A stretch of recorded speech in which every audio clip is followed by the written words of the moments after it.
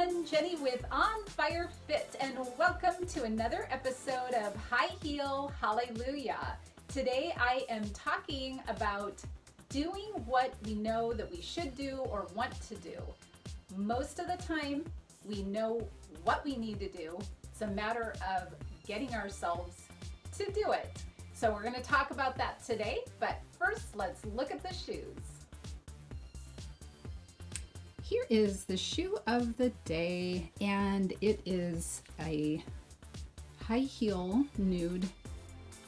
What do we want to call these? It's kind of like a cork heel.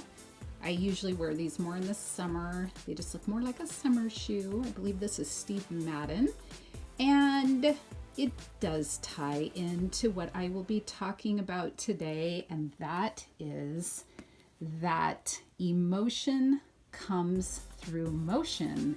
And we're going to talk about that because obviously when you put on a pair of high heels, it changes how you feel, and sometimes that can actually change how you think and how you act. So I think a great pair of high heels is good for lifting your mood.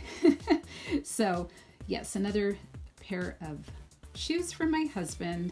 It's always so sweet. So back to the scheduled program.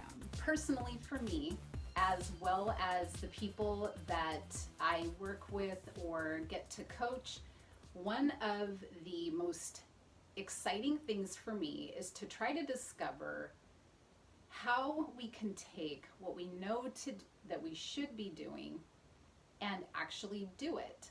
And this applies to every area of your life, really. You can think about your health, you can think about your work, you can think about relationships. A lot of what I focus in on is health, just because I do coach a lot of people in health, and I also help patients with their health. And I can educate till I'm blue in the face, but unless somebody actually does what they know they need to do, there is no change. And I'm the same though, because we all have areas where we feel like we get stuck, and it's really hard for us to implement what we need to do. I want to talk first about something that happens in your brain. And I think it's really important because how we think is how we act. And it even says that in the Bible that, where our thoughts are, that's how we actually move in this world. And I want you to think, I actually heard this analogy from a pastor a long time ago, that if you want to imagine a beautiful front yard garden that you are trying to grow, and right now you don't have much growing out there. It's pretty empty, but you've planted a bunch of the right seeds of what you visualize you want this to look like. And in your mind, you can see how you want that to look. But from that point of when you plant it until you actually see the beautiful yard growing, you have to be careful of one thing, and that is that you are not trampling through the yard and stepping all over the seeds that you have planted. So if you want to imagine that in the past, you have always taken the shortcut out your front door and straight through the middle of your yard. And you've done that so many times that you have trodden a little dirt path straight out to the sidewalk or your car. That is a quick route to get where you think you need to go, but it has not been growing that beautiful yard that you've wanted. There's also a sidewalk that takes you out your front door, down this way a bit, down that way, and then you can get to your car and go where you want. But it takes just a couple seconds longer, and it doesn't seem in the moment like the best solution, because right now you just want to get there. And so you maybe day to day just trample through that yard, forgetting that the big picture, the visualizing of what you want it to look like, is going to happen through daily avoiding trampling on those seeds. So if you chose each day as you stepped out to take the long route, you would start to see some of the fruit of your choice. You would start to see the growth, and you would start to see the benefits of making that new choice. The problem is we've been wired, or thinking is so used to going on that same track that a lot of times we go on it without even thinking about it. We just go there and then we say, why did I do that again? So it takes some intentionality, it takes some thinking to set your mind before you step out the door. And you know what, I'm going to take this route because today I want to see some growth in that yard. Maybe I'm not even going to notice it yet. Maybe I have to wait till tomorrow. But I know and trust that it's going to happen. So this happens in our brains. Just like you want to grow a garden or beautiful flowers, the same thing goes on in our heads. We wire our thinking a certain way. And if you've been wired and thinking a certain way for a long time, you are going to revert to that pathway in your mind when you don't give yourself much intentionality, when you're not thinking about it.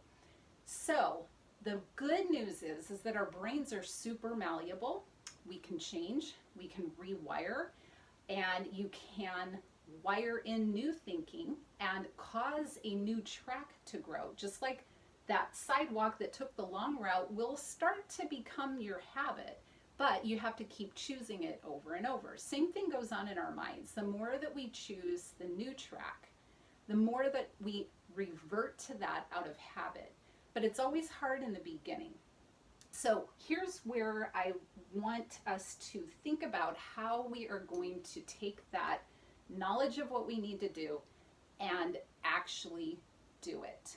And Tony Robbins, I don't know if you're a fan, but I think he's so motivational, and I love a lot of the stuff that he says. And one of the things that he says is that emotion is caused by motion. And what he means by that is motion is what actually causes you to think and do and behave in certain ways. So a lot of times we wait for our feelings to tell us that I'm going to give up sugar. And then as the very next day or 2 days later, when the craving kicks in again and we're not feeling so motivated, we fall apart. We have to start moving, actually physically doing something in order to feel the right way. And we get it backwards. We feel a certain way, and then that drives what we do. We need to actually start doing the things that we need to do. Now, how do we do this? And I'm going to talk about some, maybe, in some ways they seem fairly silly or whatever, but I would love to hear from you if anything strikes you as a way to deal with this. But when you start to develop those new tracks in your brain, it's going to come through physical motion. And one of the ways of doing that is, I'm going to use an example of my mom. So she started all of a sudden one day looking in the mirror at herself and saying, I'm going to be good to you today. And it changed something in the way that she was thinking. And suddenly she was sticking to the eating plan that she was wanting to do, and she was very calm and peaceful about it. She didn't feel like in deprivation or upset that she couldn't have what she wanted to have. And just the simple motion, the action of looking, saying to herself, seeing it, feeling it, hearing it, because you say it out loud, I'm going to be good to you today. That clicked in her, and it created a different emotion inside of her. It is very true that we need to use our senses. God gave us a body to live in, and the more that we use it, obviously here I am using it. I've got lots of hand motions today. But the more that we use our physical body, our senses, the more that our emotion is going to follow in line. So I'm going to tell you one really random thing, and this is something that you may or may not find to connect for you.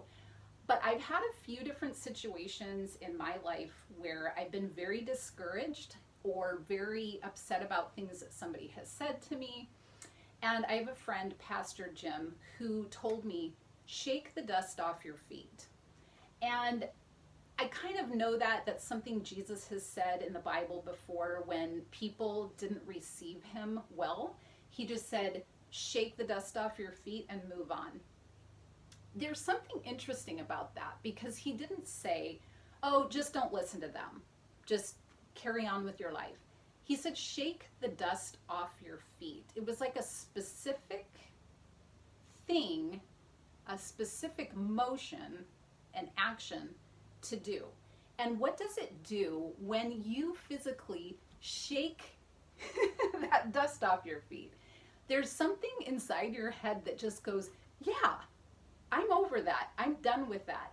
And with my people that I coach in health that sometimes trip up, they eat foods they don't want to be eating or whatever, I'm going to tell you, shake the dust off your feet and move on. Don't live in a mode of condemnation, beating yourself up, mad at yourself that you gave in again, because the more you go into that spiral, the more that you actually live in the old track of your mind and you keep trotting on that dirt path that is trampling the seeds that you just tried to grow. So shake the dust off. And sometimes I have to do it in my head if I'm at work or something, but I have been known to do that at home. Yep, right here in this very room, I have shaken that dust off. And it's something very liberating. There's another thing that I do oftentimes, and I've been trying to get back into the habit, sometimes I forget about it, is when I'm praying to God, just holding my hands out with whatever the issue is and just giving it to him, telling him, this is the thing that is really bothering me. You already know how to fix it. And then physically laying that down at his throne and saying, it's yours now. I'm not going to try to pick, and yeah, some days I do try to pick it up again. But the physical act of doing that, setting it down, praying and asking God to intervene in that on your behalf, that motion creates a different emotion and it changes everything. And you don't even have to have the solution to whatever it was that you laid down, but you can trust that God is going to help you with that. So if you have a problem with overeating or eating too much sugar or something like that, every day I would suggest that when you come to God, you hold it there, you set it down again at his throne of mercy, and just ask him to help you with that and to take it and relieve you of it. And he may give you some directions of what to do. And I would encourage you to do it because otherwise you're just going to keep going around the same old mountain. But he will always take it into his hands when you have that open heart. The other things that I think about are what Tony Robbins does with his day to start his day. And I think this is phenomenal because it's actually something that I do, but I had not put it in these concrete terms. And so this is something that you could implement starting right now, and it's not going to take up much time. It's about 10 minutes at max, and that's what he does too. He starts every day or builds it into his day with a 10-minute process. He starts with music and deep breathing. Now look, first of all, senses of hearing. So the music is helping with that sense, and that's a motion that you're doing. You're setting the music. Deep breathing, that's physical, and that changes a lot of dynamics going on inside of your body that you're not even aware of. Tensions that are in there, stresses, anxieties, the deep breathing. God actually created that process of learning how to breathe properly so that we can relieve a lot of our anxieties. So he does that. That's another motion that starts to change your emotion. And then he does three things 3 things in 3 minutes each. He first starts off with Thanksgiving. So I do this too. I start my morning thanking God for everything I can think of. And you may think I don't have much to thank God for, but I encourage you to consider somebody that is worse off than you, and you will start to notice all the things that you are thankful for.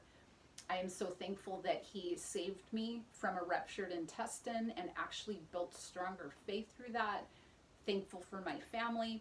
I'm thankful for a job that, even though there's some turmoil going on, that I already know that he's got a good plan. He has me there for a reason, that it's more than just getting paid, that he has a deeper purpose for me. So I start thanking him for all of these things. And that's what Tony Robbins does. He thanks God for things. Then you pray for people.